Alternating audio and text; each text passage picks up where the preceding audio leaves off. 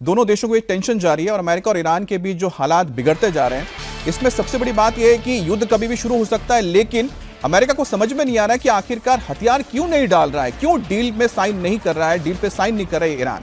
बड़ी खबर है कि अमेरिका ने इजराइल में अपना सबसे खतरनाक फाइटर जेट यानी कि F-22 राफ्टर स्टेल्थ विमान उतार दिया है।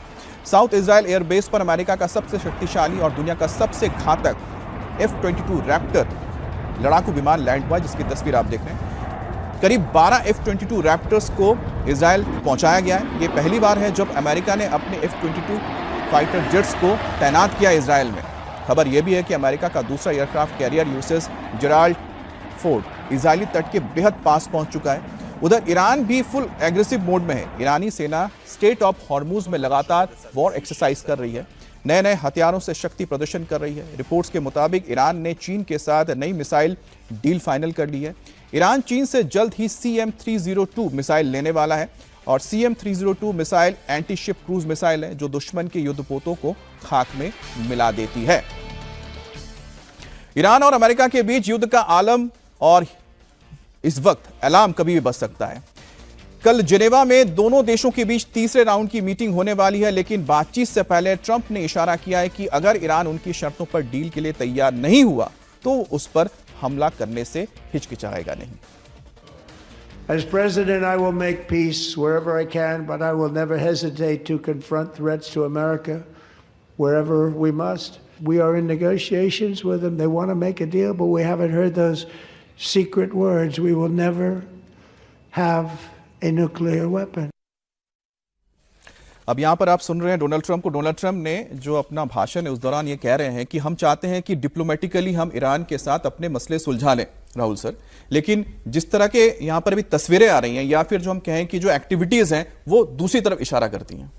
देखिए, स्टेट ऑफ यूनियन एड्रेस में जो ट्रंप ने कहा है कि हम जो है हमला करेंगे, वो कई बार इससे पहले भी कह चुके हैं कि ईरान पर हम हमला करेंगे, हम लिमिटेड स्ट्राइक कर सकते हैं, हम कुछ कर सकते हैं, लेकिन अभी तक कुछ हुआ नहीं है। लेकिन ये भी माना जा रहा है जिस तरह से फोर्सेस वहाँ इकट्ठा की गई हैं वो अनप्रेसिडेंटेड हैं। ऐसी फोर्सेस जो हैं, जब इराक पे हमला करना था तब भी ऐसी फोर्सेस जो हैं जमा नहीं की गई थी। बहुत ज़बरदस्त तरीके से अमेरिका की तैयारी है, ना केवल 2 एयरक्राफ्ट कैरियर और उसके जो सपोर्टिंग साथ में जहाज़ होते हैं वो हैं वहाँ पर, बल्कि वहाँ पर वेरियस जो अड्डे हैं 19 जो बेसिस हैं गल्फ में अमेरिका के, उस पर तरह तरह के विमान और जो है वो लॉन्ग रेंज एयरक्राफ्ट जो हैं, बॉम्बर्स हैं, उनको इकट्ठा किया गया है। और आपने भी तस्वीरें दिखाई, तो इतनी बड़ी तैयारी सिर्फ किसी को डराने के लिए नहीं की जा सकती।